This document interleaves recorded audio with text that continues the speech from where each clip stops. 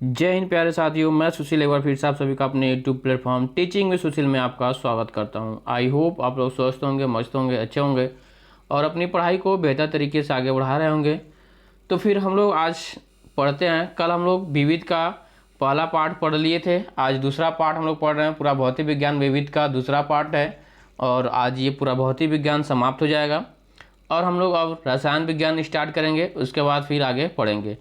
तो चलिए फिर स्टार्ट करते हैं। स्टार्ट करने से पहले थोड़ी सी आपसे रिक्वेस्ट करते हैं कि प्लीज़ जो भी भाई बहन इस चैनल पर पहली बार आ रहे हैं, प्लीज़ आप लोग चैनल को सब्सक्राइब कर लीजिएगा, बेल आइकन को ऑन कर लीजिएगा ताकि हर एक वीडियो आपको समय पे मिल जाए। तो फिर हम लोग स्टार्ट करते हैं। अपना पहला ही क्वेश्चन है आज का हम लोग का, और जो भाई नए आए हैं उनको बता दें कि इसके पहले का सब वीडियो बना हुआ है और सब फिजिक्स का यानी भौतिक विज्ञान का पूरा वीडियो बना हुआ है और उन सभी का पीडीएफ आपको टेलीग्राम पे मिल जाएगा और टेलीग्राम का लिंक इस चैनल पर डाल दिया गया है। आप वहां से जा करके वहां से पीडीएफ डाउनलोड कर सकते हैं। तो फिर हम लोग स्टार्ट करते हैं, अपने पहले क्वेश्चन पर आ जाते हैं।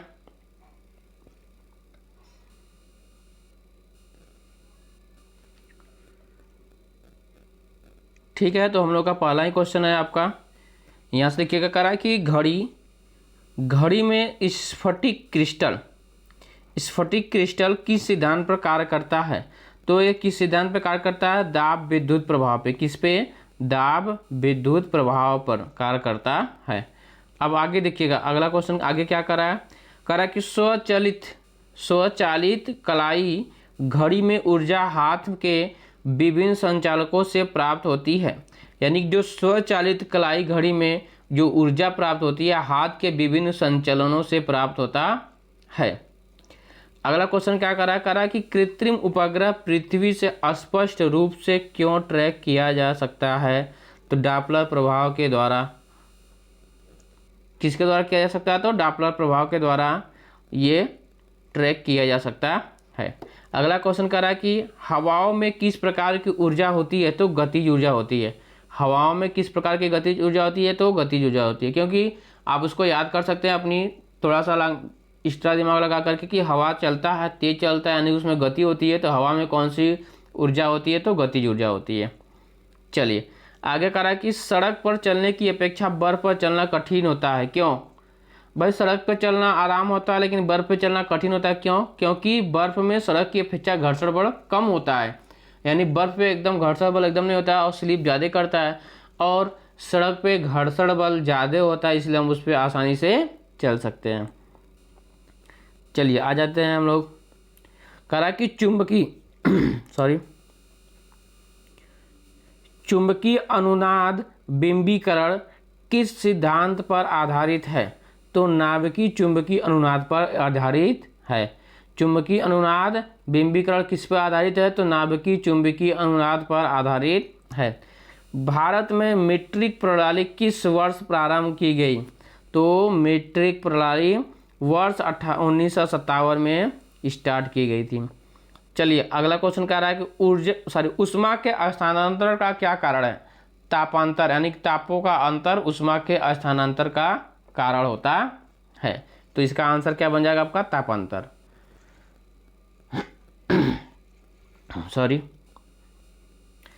अगला देखिएगा, अगला क्वेश्चन क्या बन रहा है। कहा कि कौन सा रंग सौर विकिरण का सबसे अच्छा अवशोषक होता है। तो काला रंग। देखते हैं ना, काले रंग में धूप ज़्यादा होता है, तो सौर विकिरण का सबसे अच्छा अवशोषक होता है। ठीक है, काले कपड़े पर या फिर काले कलर का जो कलर होता है वह उस सौर का विकिरण सबसे ज़्यादा करता है, क्योंकि इसी कारण गर्मियों में काले कपड़े नहीं पहनना चाहिए। चलिए अगला क्वेश्चन क्या कर रहा है कि डीजल इंजन में कितने स्पार्क प्लग लगे होते हैं। तो एक भी नहीं। डीजल इंजन में कितने स्पार्क प्लग लगे होते हैं? तो एक भी नहीं लगे होते हैं। अगला क्वेश्चन देखिएगा, परम ताप का वह प्रथम बिंदु कौन सा है जहां सभी प्रकार की आणविक गति बंद हो जाती है। तो कौन सा है? तो परम शून्य ताप है। कौन सा है भाई? परम शून्य ताप है। तब परम ताप का वह प्रथम बिंदु कौन सा है? तो परम शून्य ताप है जहां सभी प्रकार की आणविक गति बंद हो जाती है। चलिए, तो मुझे उम्मीद है आप सभी को ये अच्छे से समझ में आ रहा होगा। अब देखिए यहाँ से ये क्वेश्चन जो बन रहा है कि यदि 100 ग्राम चीनी को आधा लीटर पानी में मिलाकर एक असंतृप्त चीनी का घोल तैयार किया जाए तो उसका आयतन अपरिवर्तित रहेगा। देखिए कह रहा है कि यदि 100 ग्राम चीनी को आधा लीटर पानी में मिलाकर असंतृप्त चीनी का घोल तैयार किया जाए तो उसका आयतन अपरिवर्तित रहेगा, यानी कि पानी का जो आयतन है वो अपरिवर्तित रहेगा। चलिए देखिएगा यहाँ से करा कि टेलीफोन में क्या प्रयुक्त होता है, तो कार्बन माइक्रोफोन। टेलीफोन में क्या प्रयुक्त होता है, तो कार्बन माइक्रोफोन। तो पहले कार्बन की फ़ोन भी आती थी, तो यानी कार्बन के फ़ोन से कार्बन माइक्रोफोन आप लोग याद रखिएगा, टेलीफोन में इसका यूज होता है। चलिए कह रहा है कि विज्ञान की किस शाखा के अंतर्गत मानव एवं यंत्रों के मध्य स्वचलन एवं संचार विधि का अध्ययन किया जाता है, तो इसका आंसर देखिएगा, थोड़ा सा ऊपर करते हैं भाई, साइबरनेटिक्स। इसका आंसर क्या हो जाएगा भाई आपका, साइबरनेटिक्स हो जाएगा। अगला क्वेश्चन देखिए क्या कर रहा है कि मनुष्य के लिए सबसे हानिकारक विकिरण कौन सा होता है, तो गामा किरणें होती है जो सबसे हानिकारक होती है मनुष्य के लिए। कौन सा होता है, तो गामा किरणें। चलिए आ जाते हैं भाई अगले क्वेश्चन पे। अगला क्वेश्चन क्या कर रहा है कि नियंत्रित नाभिकीय विखंडन अभिक्रिया की अवधारणा सर्वप्रथम एनरिको फर्मी ने प्रस्तुत की थी। ये देखिए क्वेश्चन कई बार पूछ रहा है कि नाभिकीय विखंडन अभिक्रिया का अवधारणा सर्वप्रथम किसने प्रस्तुत की, तो एनरिको फर्मी ने प्रस्तुत किया था। चलिए आ जाते हैं अगले क्वेश्चन पे। कह रहा है कि मोबाइल चार्जर में कौन सी युक्ति प्रयोग की जाती है, तो एक अपचाई ट्रांसफार्मर, डाउन ट्रांसफार्मर नहीं कि अपचाई ट्रांसफार्मर प्रयोग किया जाता है मोबाइल चार्जर में। चलिए आ जाते हैं अगले क्वेश्चन पे यहाँ से। तो मुझे उम्मीद है कि आप सभी को अच्छे से समझ में आ रहा होगा, और जिस भाई को कोई भी दिक्कत होगा आप लोग कमेंट करके ज़रूर बताइएगा कि क्या प्रॉब्लम है, क्या दिक्कत है। और आप लोग कमेंट करके भी बताइएगा आपको क्लास कैसी लग रही है। प्लीज़ आप लोग कमेंट करके नहीं बताते हैं कि क्लास आपको कैसी हो रही है या कैसा क्लास लग रहा है, तो प्लीज़ आप लोगों से निवेदन है कि आप लोग कमेंट भी किया करिए कि आपको क्लास कैसी लग रही है। चलिए आ जाते हैं अगले क्वेश्चन पे। क्वेश्चन कर रहा है कि पदार्थ के संवेग और वेग के अनुपात में किस भौतिक राशि को प्रदर्शित किया जाता है, तो द्रव्यमान को किया जाता है। किसको भैया, द्रव्यमान को। पदार्थ के संवेग और वेग के अनुपात में किस भौतिक राशि को प्रदर्शित किया जाता है, तो द्रव्यमान को। अगला क्वेश्चन कर रहा है कि तड़ित चालक किस धातु से बनाए जाते हैं, तो तांबे से। इसको हम लोग पहले क्वेश्चन में इसके पिछले चैप्टर में भी पढ़े थे कि तड़ित चालक किस धातु से बनाए जाते हैं, तो तांबे से। कई बार क्वेश्चन पूछ चुका है, इम्पॉर्टेंट इसको समझ लीजिएगा, ये तांबे से बनाया जाता है। अगला क्वेश्चन देखिएगा, कह रहा है कि किस एक व्यक्ति एक संवेदनशील तराजू पर खड़ा है, यदि वह गहरी सांस अंदर लेता है तो तराजू की रीडिंग घट जाएगी। ठीक है, इसको देखिएगा, कह रहा है कि एक व्यक्ति संवेदनशील तराजू पर खड़ा है, यदि वह गहरी सांस अंदर लेता है तो तराजू की रीडिंग क्या हो जाती है, घट जाती है। तो इसको आप लोग ध्यान रखिएगा, ये व्यवहारिक गुण के तरीके से आप लोग याद करिएगा। कोई भी तराजू पे आप लोग इसको अनुभव भी कर सकते हैं कि आप उस पर खड़े होइए और सांस को छोड़िए भी और खींचिए भी, देखिए दोनों में डिफरेंट हो जाता है कि नहीं। तो ये चीज़ करा के तराजू की रीडिंग घट जाएगी। चलिए फिर आगे चलते हैं, अगले क्वेश्चन के लिए हम लोग आ जाते हैं। कह रहा है कि किसी तारे का रंग क्या प्रदर्शित करता है, उसका ताप प्रदर्शित करता है। किसी तारे का रंग उसका ताप प्रदर्शित करता है, कितना चमकीला है और किस कलर का है उसके ताप पर निर्भर करता है। कह रहा है कि हवा का, अगला क्वेश्चन, हवा का वाष्प घनत्व कितना होता है, तो 14.4 ग्राम। हवा का वाष्प घनत्व कितना होता है, तो 14.4 ग्राम। अगला देखिएगा, कह रहा है कि कलपक्कम क्यों प्रसिद्ध है, परमाणु ऊर्जा संयंत्र के कारण। भाई यहीं पे तो परमाणु ऊर्जा संयंत्र है कलपक्कम में ही, तो उसी के लिए ये प्रसिद्ध है कलपक्कम। चलिए आ जाते हैं आगे। कह कह रहा है कि ऊर्जा संरक्षण से अभिप्राय ऊर्जा का न तो सृजन हो सकता है और न ही विनाश हो सकता है। इसका मतलब ऊर्जा संरक्षण का नियम क्या होता है कि ऊर्जा न तो नष्ट की जा सकती है न ही उत्पन्न की जा सकती है। यही कह रहा है ये भी कि ऊर्जा का न तो सृजन हो सकता है और न ही विनाश हो सकता है। ये किसका सिद्धांत है? तो ऊर्जा संरक्षण का सिद्धांत है ये। तो यहाँ से आपको ये क्वेश्चन इंपॉर्टेंट है भाई, इसको ध्यान में रखिएगा। चलिए आ जाते हैं अगले क्वेश्चन पर। कह रहा है कि इंदिरा गांधी आणविक अनुसंधान केंद्र किस राज्य में स्थित है? तो अब देखिए इंदिरा गांधी है, तो इंदिरा गांधी कहाँ पे स्थित है? जो इंदिरा गांधी आणविक अनुसंधान केंद्र कहाँ पे है? तो तमिलनाडु में। कहाँ पे है? तमिलनाडु में है। कह रहा है कि एक वास्तविक गैस किन स्थितियों में एक आदर्श गैस के रूप में क्रिया कर सकती है? उच्च दाब और निम्न ताप पर। कह रहा है कि एक वास्तविक गैस किन स्थितियों में एक आदर्श गैस के रूप में क्रिया कर सकती है? तो उच्च दाब और निम्न दाब पर ये क्रिया कर सकती है। चलिए भाई आ जाते हैं अगले क्वेश्चन पे। क्वेश्चन अगला क्या कर रहा है कि आवृत्ति मॉड्यूलेशन, देखिएगा यहाँ से, आवृत्ति मॉड्यूलेशन में आयाम परिवर्तनशील होता है अथवा नियत? तो आयाम नियत हो रहता है। आवृत्ति मॉड्यूलेशन में जो आयाम होता है वो क्या होता है? नियत रहता है, परिवर्तनशील नहीं होता है। फिर आ जाते हैं अगले क्वेश्चन पे। देखिएगा कह रहा है कि कौन सी प्रक्रिया ध्वनि तरंग के साथ नहीं दर्शाई जाती है? तो ऐसी कौन सी प्रक्रिया है? तो व्यतिकरण की प्रक्रिया जो ध्वनि तरंग के साथ नहीं दर्शाई जाती है। अगला क्वेश्चन क्या कर रहा है? नीचे कांच की प्लेट,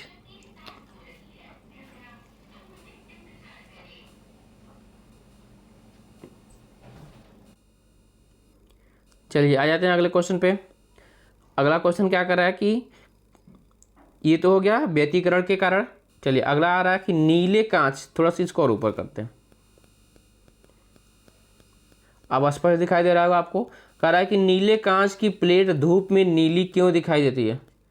नीले कांच की प्लेट धूप में नीली क्यों दिखाई देती है? क्योंकि यह नीला रंग संक्रमित करती है। क्यों करती है भाई? नीले कांच की प्लेट धूप में नीली दिखाई देती है, क्यों? क्योंकि यह नीला रंग संक्रमित करती है। करा कि अपमार्जक मिलाने पर, अगला क्वेश्चन देखिएगा, अपमार्जक मिलाने पर पानी के पृष्ठ तनाव पर क्या प्रभाव पड़ता है? अपमार्जक मिलाने पर पानी का पृष्ठ तनाव क्या होता है? घट जाता है। पानी का पृष्ठ तनाव क्या होता है आपका? घट जाता है। अगला क्वेश्चन कह रहा है कि यदि तांबे के तार को 2 गुना बढ़ा दिया जाए तो उसका प्रतिरोध कितना हो जाएगा? 4 गुना हो जाएगा। इसको हम लोग पिछले वाले जब प्रतिरोध पढ़ रहे थे तो उसमें भी पढ़े थे, यहाँ पे भी दिया है। इसका मतलब कि ये क्वेश्चन इंपॉर्टेंट है।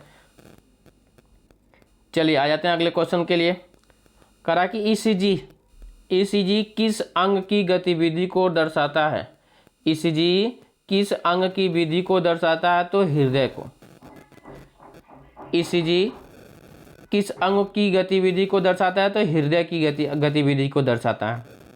वह गुण कौन सा है जो प्रकाश तरंग में दिखता है पर ध्वनि तरंग में नहीं दिखता? तो ध्रुवण।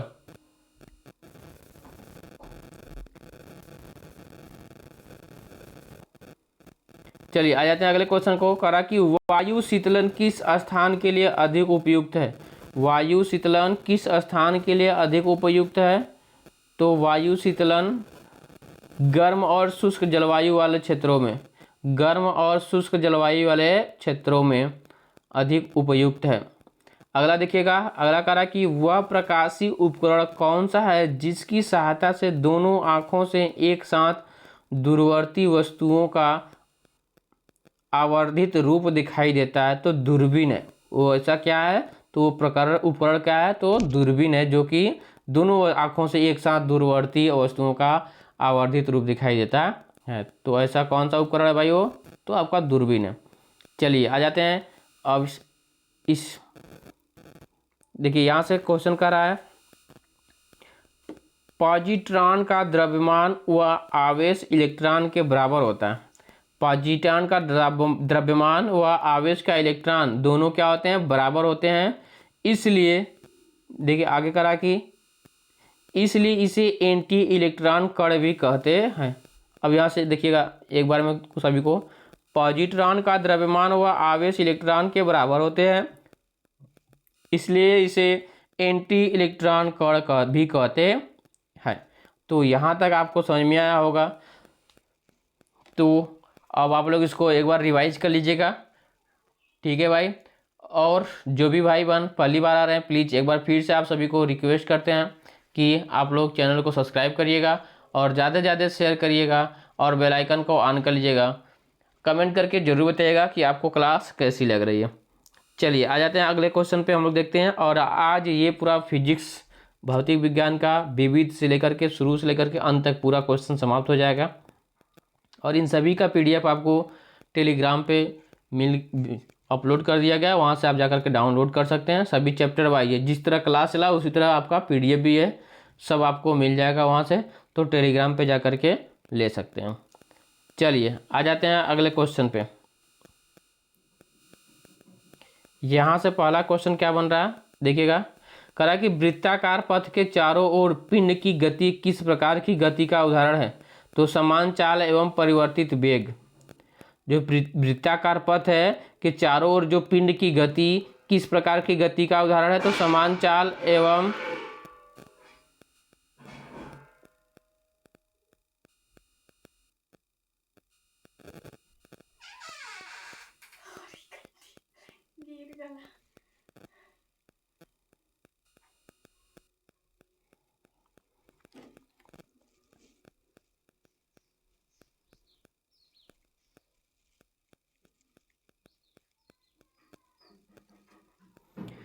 चलिए आ जाते हैं अगले क्वेश्चन में भाई, थोड़ी सी प्रॉब्लम। अगला क्वेश्चन करा कि वृत्ताकार पथ के चारों ओर पिंड की गति किस प्रकार की गति का उदाहरण है? तो समान चाल एवं परिवर्तित वेग। अगला क्वेश्चन क्या करा कि जब वाष्प दाब वायुमंडलीय दाब के बराबर हो जाता है तो द्रव पर क्या प्रभाव पड़ता है? द्रव उबलने लगता है। जब वाष्प दाब वायुमंडलीय दाब के बराबर हो जाता है तो द्रव क्या होगा? उबलने लगेगा। जैसे आप लोग देखे होंगे गर्मी के दिनों में कि वायुमंडलीय दाब के बराबर हो जाएगा तो उबलना शुरू कर देता है। रेत में आपको देखने को ऐसा मिलेगा। अगला क्वेश्चन कह रहा है कि समुद्र की लहरों में किस प्रकार की ऊर्जा भंडारित होती है? तो द्रव चलित ऊर्जा होती है। कौन सी? द्रव चलित ऊर्जा, गतिज ऊर्जा एवं गुरुत्वीय स्थितिज ऊर्जा होती है। तो समुद्र की लहरों में 3 प्रकार की ऊर्जा होती है, द्रव चलित ऊर्जा, गतिज ऊर्जा एवं गुरुत्वीय स्थितिज ऊर्जा होती है। ठीक है, तो फिर आ जाते हैं अगले क्वेश्चन पे। करा कि लौह चुंबकीय पदार्थ किस तापमान पर अनुचुंबकीय हो जाता है कहलाता है? तो क्यूरी तापमान पर हो जाता है। ये वो क्या कहलाता है? तो क्यूरी तापमान पर लौह चुंबकीय पदार्थ अनुचुंबकीय हो जाता है। तो कौन सा है भाई? तो क्यूरी तापमान है। ठीक है, तो इसको आप ध्यान में रखिएगा। आ जाते हैं अगले क्वेश्चन पर। करा कि किसी संगीत समारोह की छतें साधारणतः वक्राकार क्यों होती है? तो क्यों? क्योंकि वे शोर का अवशोषण करती हैं। क्यों? क्योंकि वे शोर का अवशोषण करती है। ठीक है, तो संगीत समारोह की जो छतें होती है या सभागार बना होता है वो वक्राकार होता है क्योंकि वो शोर का अवशोषण करती है। चलिए आ जाते हैं। कोई वस्तु केवल गुरुत्व क्रिया के अधीन निर्वात में मुक्त रूप से गिर रही है, इनके दौरान कौन सी ऊर्जा स्थिर बनी रहेगी? तो कुल यांत्रिक ऊर्जा। क्वेश्चन को एक बार फिर से समझिएगा। कहा कि कोई वस्तु केवल गुरुत्व क्रिया के अधीन निर्वात में मुक्त रूप से गिर रही है। निर्वात में गिर रहा है और मुक्त रूप से गिर रहा है, तो गिरने के दौरान कौन सी ऊर्जा स्थिर बनी रहेगी? तो कुल यांत्रिक ऊर्जा का होगा आपका स्थिर बना रहेगा। निर्वात में आराम से स्वतंत्र पूर्वक गिर रहा है, तो जो भी उसमें यांत्रिक ऊर्जा होगा वह स्थिर रहेगा। अगला क्वेश्चन कर रहा है कि चंद्रशेखर सीमा का प्रतिपादन किसने किया था? तो यश चंद्रशेखर ने किया था। चंद्रशेखर सीमा किसका प्रतिपादन किसने किया? तो यश चंद्रशेखर ने किया। चलिए आ जाते हैं अगले क्वेश्चन पे। अगला क्वेश्चन भाई यहाँ से आ जाता है आपका,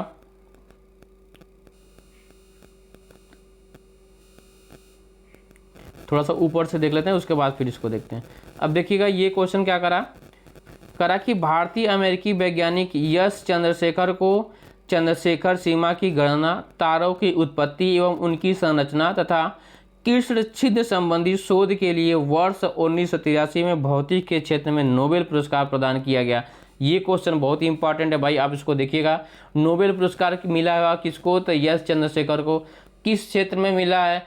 तो चंद्रशेखर सीमा की गणना पर, तारों की उत्पत्ति एवं उनकी संरचना तथा कृष्ण छिद्र संबंधी शोध के लिए 1983 ईस्वी में मिला है। इनको किसमें? भौतिक के क्षेत्र में मिला है। तो यहाँ से क्वेश्चन ज़्यादा पूछ सकता है कि नोबेल पुरस्कार किसको मिला है? तो यश चंद्रशेखर को मिला। तो भौतिकी के क्षेत्र में मिला है कि या रासायनिक के क्षेत्र में? तो भौतिक के क्षेत्र में मिला हुआ है। कब मिला है? तो 1983 में मिला हुआ है आपको। तो ये चीज़ आप ध्यान में रखिएगा। इतने क्वेश्चन यहाँ से बन सकते हैं। आप स्वयं से क्वेश्चन पूछिए और आंसर निकालिए, वही आपका क्वेश्चन बनकर तैयार हो जाता है। थोड़ा सा जोर दे करके पढ़ेंगे, दिमाग को कंसंट्रेट करेंगे तो आप खुद से यहाँ से क्वेश्चन बनाएंगे और ढेर सारे, और उसको पढ़ करके आप आसानी से एग्जाम को क्रैक कर सकते हैं। चलिए आ जाते हैं अगले क्वेश्चन को। करा कि किस भारतीय वैज्ञानिक को प्रकाश के प्रकीर्णन की व्याख्या तथा रमन प्रभाव की खोज के लिए नोबेल पुरस्कार मिला है? तो चंद्रशेखर वेंकट रमन, इनको मिला हुआ नोबेल पुरस्कार। यह कब मिला था? तो 1930 में चंद्रशेखर वेंकट रमन को मिला है। किसके लिए मिला है? तो प्रकाश के प्रकीर्णन तथा रमन प्रभाव की खोज के लिए मिला है। इनको कब मिला है? 1930 में। तो चंद्रशेखर वेंकट रमन को मिला हुआ। तो ये ध्यान रखिएगा, नोबेल पुरस्कार ये बहुत ही इंपॉर्टेंट है। चलिए आ जाते हैं अगले क्वेश्चन पर। करा कि कोई कार एक समान चाल से गतिमान है परंतु उसका संवेग परिवर्तित हो रहा है, तो उस कार का पथ कैसा होगा? तो दीर्घवृत्ताकार पथ होगा, यानी कि दीर्घ में घूम रहा है, इसलिए उसका संवेग परिवर्तित हो रहा है हमेशा। ठीक है, चलिए आ जाते हैं अगले क्वेश्चन पर।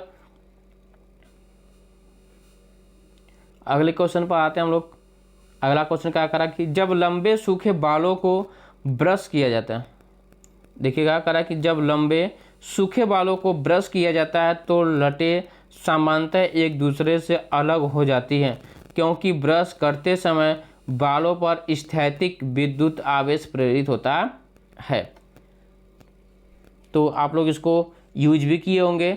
यदि बाल सूखा रहता है तो आसानी से एक दूसरे से अलग हो जाता है, अलग अलग दिखाई देता है। यदि उसमें तेल और न लगाए रहे, आप बस स्नान करके आए और उसको छोड़ दिए और सूख जाता है, तो अलग अलग ऑटोमेटिक हो जाता है। ठीक है, चलिए आ जाते हैं अगले क्वेश्चन पर। यहाँ से देखते हैं थोड़ा सा।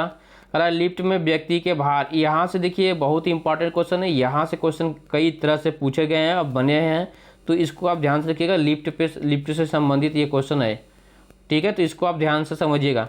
कह रहा कि पहला क्या कह रहा? जब लिफ्ट विरामावस्था में हो, जब लिफ्ट विरामावस्था में होता है तब क्या होता है? जब लिफ्ट एवं एलिवेटर विरामावस्था में हो तो व्यक्ति का आभासी भार व्यक्ति के वास्तविक भार के बराबर होता है।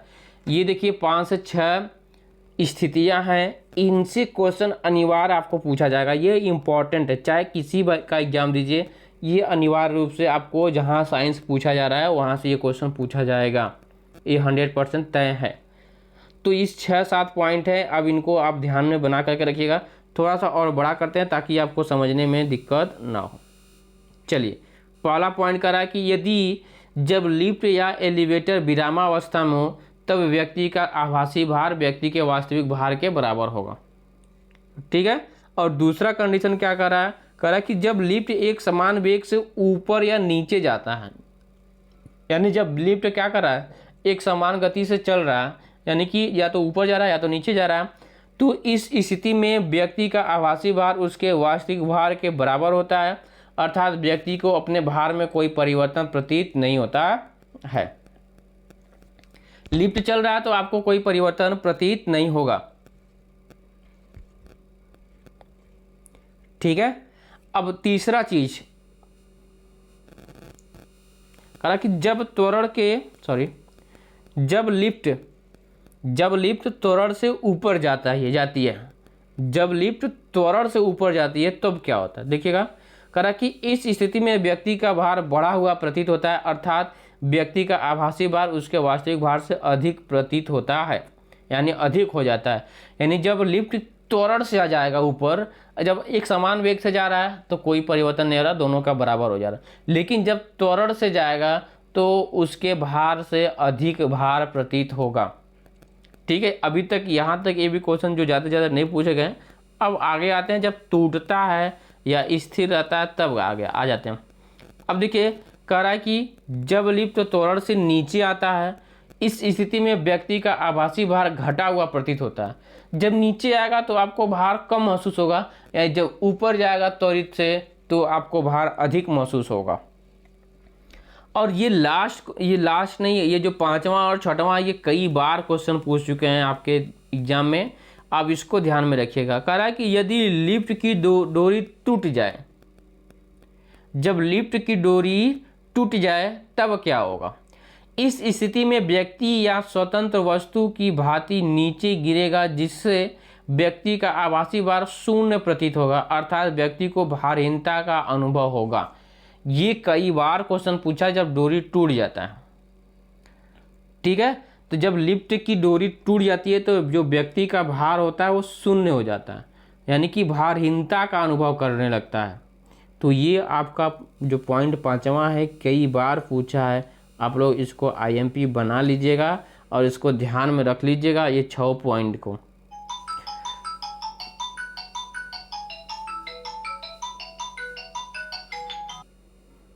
चलिए भाई आ जाते हैं अगले क्वेश्चन पे हम लोग थोड़ा सा।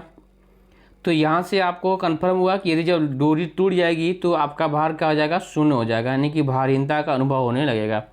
और ये 6वां पॉइंट क्या कर रहा है, इससे कह रहा कि यदि लिफ्ट के नीचे उतरते समय लिफ्ट का त्वरण गुरुत्वीय त्वरण से अधिक हो तब क्या होगा?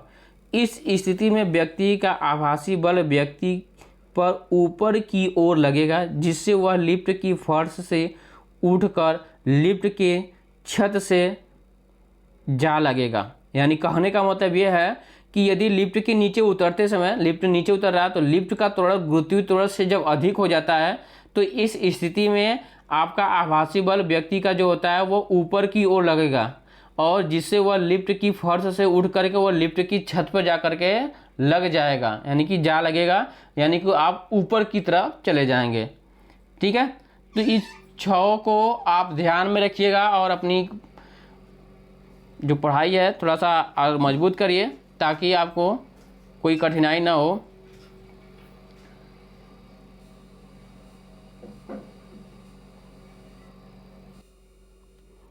चलिए ठीक है, तो भाई यहाँ से आप सभी को अच्छे से समझ में आया होगा। तो फिर आ जाते हैं अगले पॉइंट पे, देखते हैं प्रमुख यंत्र एवं उसके सिद्धांत। चलिए ये भी क्वेश्चन बहुत ही इंपॉर्टेंट है और यहाँ से हम लोग देखते हुए आते हैं, 2 पार्ट में इसको देखते हैं। करा यंत्र और सिद्धांत। अब करा कि भाप का इंजन ये यंत्र है, सिद्धांत किस सिद्धांत पे कार्य करता है? तो ऊष्मागतिकी सिद्धांत पर कार्य करता है। और विद्युत जनरेटर विद्युत चुंबकीय प्रेरण के सिद्धांत पर कार्य करता है। तो यहाँ से एक क्वेश्चन आपको जरूर पूछा जाएगा, देखिएगा। चलिए देखिएगा, करा कि राकेट परीक्षण ये किसके सिद्धांत पर कार्य करता है? न्यूटन के तृतीय नियम पर कार्य करता है। राकेट परीक्षण का जो होता है न्यूटन का तृतीय नियम सिद्धांत पर कार्य करता है। इसे क्रिया प्रतिक्रिया का नियम भी कहते हैं, इसको ध्यान रखिएगा। सिद्धांत पूछ रहा था न्यूटन का गति का तृतीय नियम तृतीय सिद्धांत है, और नियम पूछता है तो क्रिया प्रतिक्रिया नियम भी कार्य करता है इस पर। अगला क्वेश्चन देखिएगा, करा कि रेडियो व दूरदर्शन विद्युत चुंबकीय संचरण यानी कि तरंगे के सिद्धांत पर कार्य करता है। जो रेडियो व दूरदर्शन होता है विद्युत चुंबकीय संचरण यानी कि तरंगों पर के सिद्धांत पर कार्य करता है। करा कि वायुयान बनरौली का तरल गति विज्ञान सिद्धांत पर कार्य करता है, जो वायुयान होता है। तो इसको ध्यान में रखिएगा। आ जाते हैं इसके थोड़े से दूसरे पार्ट में। करा कि सोनार जो होता है भाई, ये सोनार है यानी कि पराश्रव तरंगों का परावर्तन के सिद्धांत पर कार्य करता है। अगला देखिएगा, प्रकाशिक यानी कि रेशे तंतु जो होता है प्रकाश का पूर्ण आंतरिक परावर्तन के सिद्धांत पर कार्य करता है। इलेक्ट्रॉन माइक्रोस्कोप होता है। ये इलेक्ट्रॉन की तरंग प्रकृति पर निर्भर रहता है, यानी कि सिद्धांत पर कार्य करता है। फोटोसेल प्रकाश वैद्युत प्रभाव के सिद्धांत पर कार्य करता है। नाभिकीय रिएक्टर नियंत्रित नाभिकीय विखंडन के सिद्धांत पर कार्य करता है। तो ये जो सिद्धांत और यंत्र हैं, ये आप लोग इसको ध्यान में रखिएगा और इसको अच्छे से पढ़ लीजिएगा, ताकि यहाँ से कोई भी क्वेश्चन पूछा जाए तो आपसे छूटने ना पाए। चलिए आ जाते हैं अगले क्वेश्चन पे। और इस चैप्टर का इस पेज का लास्ट क्वेश्चन क्या कह रहा है कि कृत्रिम बुद्धिमत्ता तथा रोबोटिक्स केंद्र बेंगलुरु तथा robotics society of India Bharat में रोबोटिक्स के प्रमुख संस्थान हैं। यानी कि कृत्रिम बुद्धिमत्ता तथा रोबोटिक्स केंद्र बेंगलुरु, ये कहाँ पे स्थित है? यहाँ से पूछ सकता है क्वेश्चन। देखिए करा कि कृत्रिम बुद्धिमत्ता तथा रोबोटिक्स केंद्र कहाँ पर है? बेंगलुरु में। तथा robotics society of India Bharat में रोबोटिक्स के प्रमुख संस्थान हैं। चलिए आ जाते हैं अब आगे।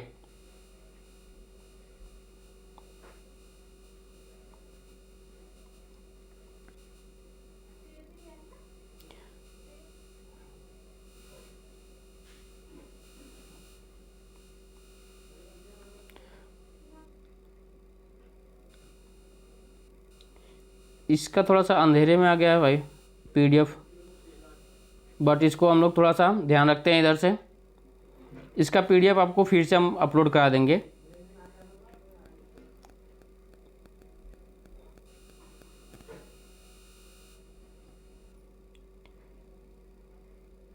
चलिए ठीक है, तो फिर आज के लिए इतना ही करते हैं।